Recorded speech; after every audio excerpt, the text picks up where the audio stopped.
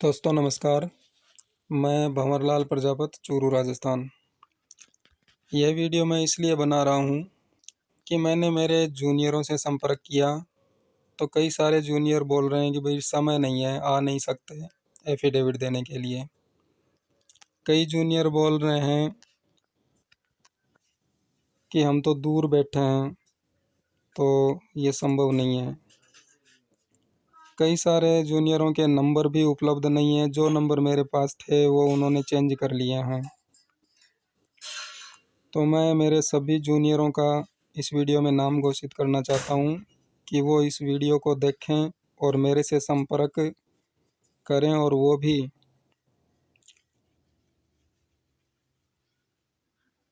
17/10/2020 से पहले पहले, क्योंकि राष्ट्रपति महोदय जी को एक एफिडेविट देना है जो 21 और 22 अगस्त 2014 को अपनी PACL CSE में जो हुआ, जो देखा, जो सुना, उसके बारे में, यानी सत्य बोलने के बारे में।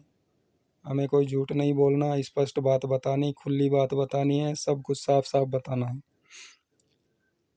तो जो भी मेरा जूनियर राष्ट्रपति जी को एफिडेविट देना चाहता है, सच्चाई बताना चाहता है और अपने निवेशकों को ब्याज सहित भुगतान दिलाना चाहता है, वो 17/10/2020 से पहले संपर्क करें,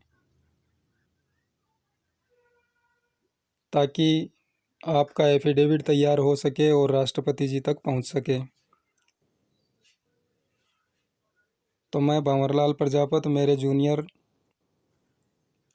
राजकुमार, नंदन पांडे, देवेंद्र, कमल कुमार, नरेंद्र, भगवानाराम, रामेश्वर, गोवर्धन राम, हेमत राम, अक्रम, हरिराम, राजकुमार, छत्र सिंह, मामराज, अशोक कुमार, परमेश्वर, शक्ति सिंह, गोवर्धन प्रजापति, मंतूराम, राम नारायण, मुमताज अली, प्रकाश चंद्र। इन जूनियरों का तो मेरे पास डिटेल है, और अगर कोई और इनका जूनियर है तो भी मेरे से संपर्क कर लें, क्योंकि इनके भी तो जूनियर थे। अगर आप लोग मेरे से संपर्क नहीं करोगे, राष्ट्रपति जी को एफिडेविट देने में सहयोग नहीं करोगे, तो फिर मैं आपकी कोई लड़ाई नहीं लड़ सकता। आज तक मैंने जो कुछ भी किया, चाहे वो अकेले ने किया, चाहे आप लोगों में से किसी ने साथ दिया या नहीं दिया, वो बात रहने दीजिए, उसके बारे में हमें कोई बात नहीं करनी। क्योंकि आप लोगों के पास टाइम था, नहीं था, आए नहीं आए, किसी भी कार्रवाई में साइन किया नहीं किया, उससे कोई मतलब नहीं। लेकिन अब 17/10/2019 से पहले 17/10/2020 से पहले मेरे से संपर्क कर लें, और राष्ट्रपति जी को जो एफिडेविट देना है वो 20/10/2020 से पहले तैयार करके मैं जीरो चैनल के पास भेजूंगा। तो आप सब लोग अपना आधार कार्ड और अपनी पूरी डिटेल, आपके जो जूनियर हैं उनकी, या आपके बीच में और मेरे बीच में कोई सीनियर है उसकी पूरी जानकारी लेकर के आएँ, या फिर मेरे को व्हाट्सएप पर भेजें। क्योंकि अब मैटर ये हो गया है कि कंपनी से कोई लेना देना नहीं है। 11,706 करोड़ की संपत्ति कंपनी ने दी है गवर्नमेंट को, सेबी को, और लौटाना 65,000 करोड़ रुपए है।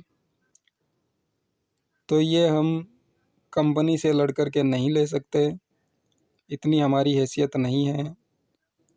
तो हम हमारे सीनियरों के खिलाफ ही कार्रवाई करेंगे, और कार्रवाई करने का हमारे पास बहुत ही अच्छे अच्छे पॉइंट हैं।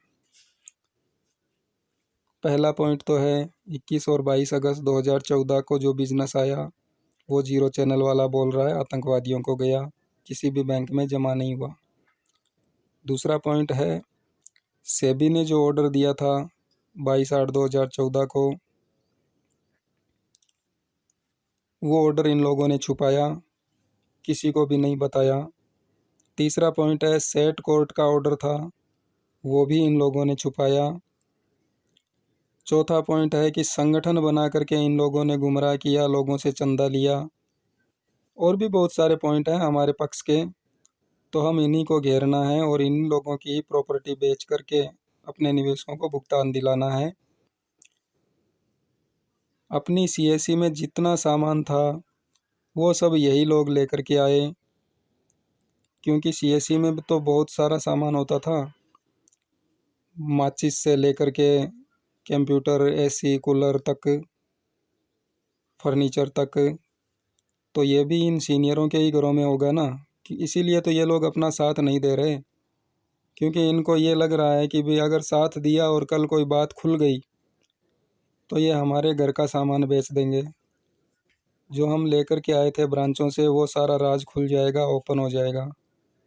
तो आप सब लोग साथ दीजिए, और अब आगे जो भी कार्रवाई होगी, जो कुछ भी करना पड़ेगा, उन सब में साथ रह करके करना पड़ेगा। अगर साथ रहोगे तो मैं भी आपके साथ रहूँगा, और अगर आप लोग मेरे साथ नहीं आओगे तो मैं आपका कुछ नहीं कर पाऊँगा। आपकी लड़ाई आपको लड़नी पड़ेगी। हाँ, मैं आपको गाइडलाइन करूँगा, जो कुछ बताना है करना है वो सब आगे होकर के करूँगा। सीनियर का जो दायित्व होता है वो पूरा निभाऊँगा। और आज के वीडियो के बाद, आज की इस जानकारी के बाद, अगर कोई जूनियर मेरा साथ नहीं देगा तो उसकी लड़ाई मैं किसी प्रकार से नहीं लड़ पाऊँगा।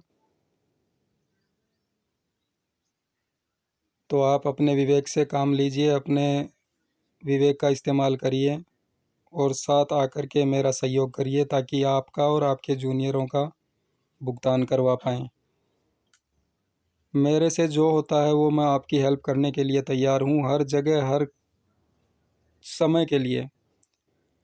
लेकिन साथ में रहना पड़ेगा आप लोगों को। नहीं रहोगे तो फिर आप जानो, आपका काम जाने, मेरे को किसी प्रकार का दोष मत देना।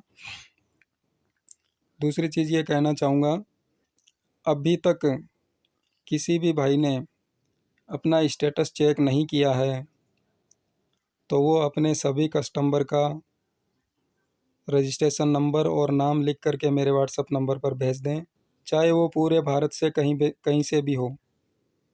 मैं आप सबको अपना स्टेटस चेक करके बताऊंगा आपका, और उसका स्क्रीनशॉट लेकर के आपके व्हाट्सएप पर भेजूंगा। और उसका चार्ज जो जीरो चैनल ने बताया है, 5 रुपये प्रति कस्टमर लगेगा। मेल भेजने का काम अगर कोई है, एडिट करने का अगर कोई काम है, तो प्रति कस्टमर 20 रुपये लगेगा। तो कोई वंचित ना रह पाए। आने वाले समय में प्लॉट अलॉटमेंट होने के, बहुत सारे लोगों को प्लॉट अलॉट कर दिए गए हैं कंपनी की तरफ से, लेकिन उस प्लॉट की किसी को कोई जानकारी तक नहीं है, किसी के पास कोई प्रूफ नहीं है, एविडेंस नहीं है, तो हम कहाँ और किस प्लॉट पर अधिकार करेंगे। इसलिए सभी लोगों से निवेदन है, जितने भी पीड़ित साथी हैं पीएचईएल के, वो सब लोग अपने कस्टमरों का स्टेटस चेक करें। जिनको नहीं करना आता है वो मेरे से संपर्क करें, मैं आपको स्टेटस चेक करके उसका स्क्रीनशॉट आपके व्हाट्सएप पर भेज दूंगा, ताकि आपके पास एविडेंस रहे। कस्टमर एक भी नहीं छूटना चाहिए, चाहे वो ब्रांच में जमा किए डॉक्यूमेंट हो, या ऑनलाइन किए डॉक्यूमेंट हो, या ऑनलाइन ना किए हो, या ब्रांच में जमा ना किए हो। स्टेटस तो सभी का चेक कर लीजिएगा, ताकि वो एविडेंस अपने पास रहें। बाकी मेरे जूनियरों के लिए विशेष सूचना मैंने बता भी दी है, सब लोगों के नाम भी बता दिए हैं। आप लोग मेरे से संपर्क करेंगे तो आपके और आपके निवेशकों के हित में रहेगा, और अगर आप लोग मेरे से संपर्क नहीं करोगे तो फिर आप जानो, अपना काम जाने। आने वाले समय में मैं मेरे निवेशकों का ब्याज सहित भुगतान दिला करके ही दम लूँगा। लेकिन इसके लिए आप अगर अपने निवेशकों का भुगतान दिलाना चाहते हो तो मेरे साथ आइए, कड़ी से कड़ी मिल करके हम सब लोग एक होकर के अपने सीनियरों को ही घेरेंगे, क्योंकि उन्होंने हमारे साथ गद्दारी की है। पैसा पीएचईएल में जमा कर दिया, लेकिन जो सच्चाई थी वो हमारे सीनियरों ने हमें नहीं बताई। नहीं तो हम ना तो कभी काम करते इसमें और ना ही कोई और। तो सब लोग साथ आइए, एकता बनाइए और महामहिम राष्ट्रपति जी को जो एफिडेविट देना है, शपथ पत्र देना है, सच्चाई बतानी है, उसमें सहयोग करें, ताकि हमारे साथ और देश के साथ गद्दारी करने वालों को सज़ा दिलवा पाएँ और अपने निवेशकों को ब्याज सहित भुगतान दिला पाएँ। दूसरी चीज़ थोड़ा और भी कह देना चाहता हूँ सीनियरों के बारे में। मेरा सीनियर रामचंद्र जाट, उसके पिता का नाम है आसूराम गोदारा जाट, ये बरपालसर का निवासी है। इसने एक बार कहा था कि हमने पैसे आतंकवादियों को पहुंचा दिया, तेरे से जो होता है वो कर ले, गवर्नमेंट या पुलिस भी हमारा कोई कुछ नहीं उखाड़ सकती, तू क्या उखाड़ लेगा। इसी तरह से डूंगर राम जाट, इसके पिता का नाम है रुग्गा राम जाट टाकरिया, जो कि बरपालसर का निवासी है। इसने भी यही कहा था जैसा रामचंद्र ने बोला। भागीरथ सिंह ने से भी एक बार बात हुई थी, उसने भी यही कहा था। और फिर रामचंद्र और डूंगर राम जाट की रिकॉर्डिंग मैंने की थी इन सब बातों की एविडेंस के तौर पर।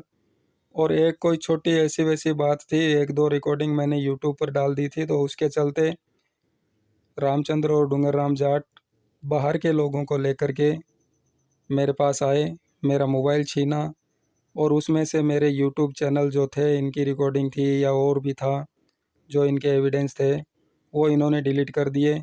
और मेरे पास जो रिकॉर्डिंग इनकी रखी थी वो भी इन्होंने देख करके, बहुत सारी और भी रिकॉर्डिंगें थी तेजेंद्र पाल चन्नी की और की, वो भी डिलीट कर दी। और इन्होंने अपनी भी रिकॉर्डिंगें जो थी वो डिलीट कर दी।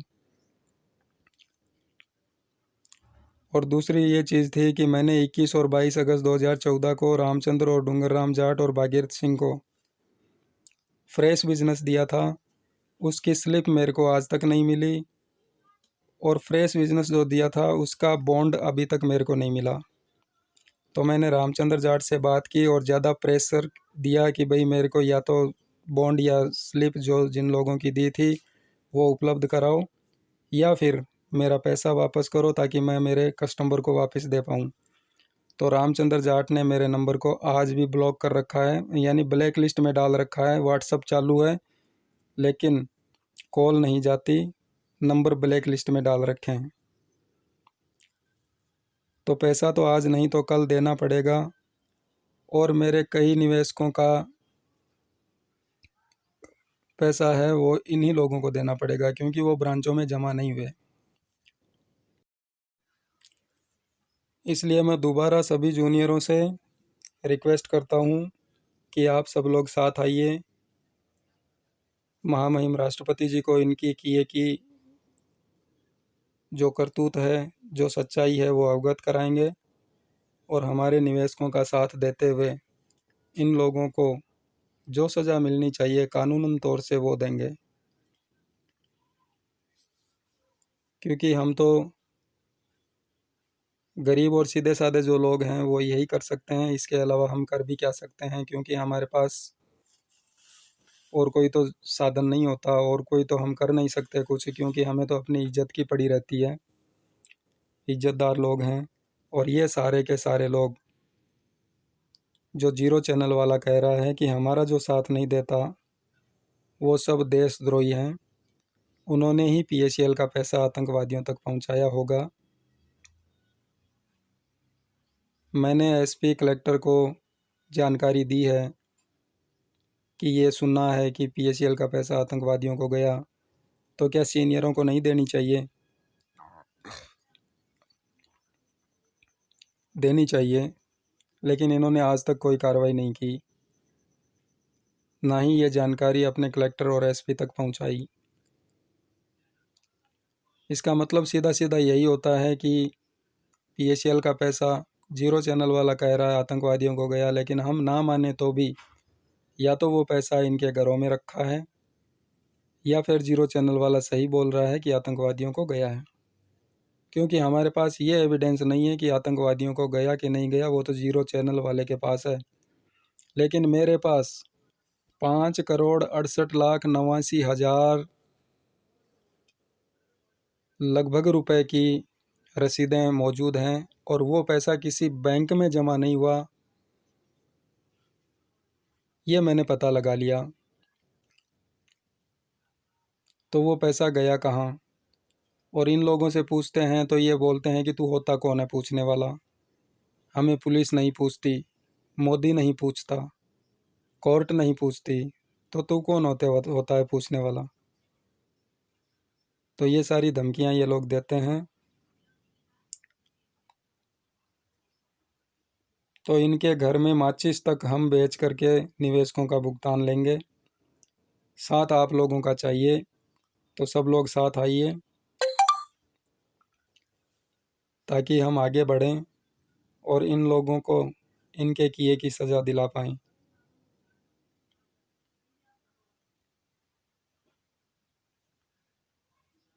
और ज़्यादा क्या कहूँ, बातें करने के लिए तो बहुत है और बहुत कुछ कह सकता हूँ, सुन सकता हूँ।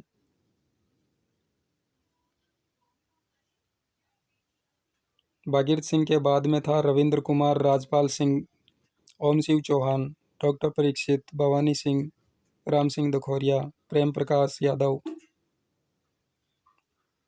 सुरेश कुमार यादव, राजकुमार मेहरा, तेजेंद्र पाल चन्नी।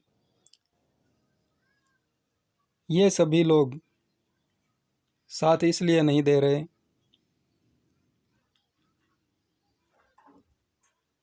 कि ये भी कहीं ना कहीं दोषी हैं। इसीलिए पीएसीएल के पैसे से तेजेंद्र पाल चन्नी के नाम बहुत प्रॉपर्टियां खरीदी गई थी। कई सारी प्रॉपर्टियां आज भी लोढ़ा कमेटी के पास अटैच हैं। सुरेश कुमार यादव है, उसके नाम भी बहुत सारी प्रॉपर्टियां हैं, वो भी मैंने रजिस्ट्रियां डाउनलोड कर रखी है।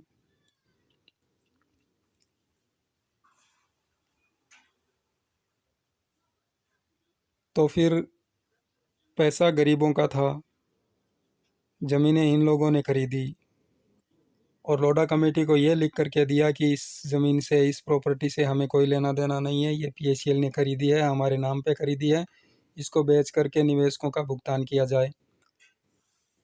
तो सुरेश कुमार यादव अपने घर में रह रहा है, वो घर भी तो पीएसीएल के पैसे से खरीदा गया होगा। तेजेंद्र पाल चन्नी अपने घर में रह रहा है, वो घर भी तो पीएसीएल के पैसे से खरीदा गया होगा। क्योंकि उन प्रॉपर्टियों में चेक का कोई जिक्र नहीं है कि इसका पेमेंट किसने किया। सारा भुगतान नगद में हुआ और नगद में भुगतान होता है तो नगद में तो कोई भी भुगतान किसी को भी कैसे भी कर सकता है।